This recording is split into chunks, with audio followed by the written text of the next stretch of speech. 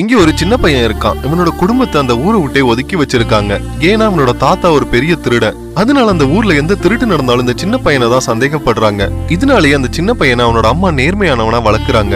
இப்ப இவன் வளர்ந்ததுக்கு அப்புறம் அந்த ஊர் தலைவரோட பொண்ணை இவன் லவ் பண்றான். இப்ப அவன் அந்த பொண்ணை பார்க்க போறப்ப அவன் அந்த வீட்டுக்கு திருட வந்திருக்கான்னு சொல்லி ஊரே சேர்ந்து அவனை அடிச்சு துரத்துறாங்க. அப்ப மலை உச்சில இருந்து அவன் கீழே விழுந்துடுறான். இப்ப தண்ணிக்குள்ள மயக்கத்துல இருக்கிறவனை யாரோ கண்டுபிடிச்சு மேல கொண்டு போய் தூக்கி போடுறாங்க. இப்ப மயக்கத்துல இருந்து எந்திரிச்சவன் தான் உடம்புல இருந்து அருவாள் எடுத்து தூக்கி வீசுறான். அந்த அருவா மேல போயிட்டு மறுபடியும் இவங்கிட்டே திரும்பி வருது. அந்த இடத்துல ஏதோ சக்தி இருக்குன்னு இவன் தெரிஞ்சுக்கிறான். இப்ப அவன் அந்த தண்ணிக்குள்ள நீந்தி போய் பாக்குறான். பார்த்தா ஒரு பாறை மட்டும் வித்தியாசமா இருக்கு.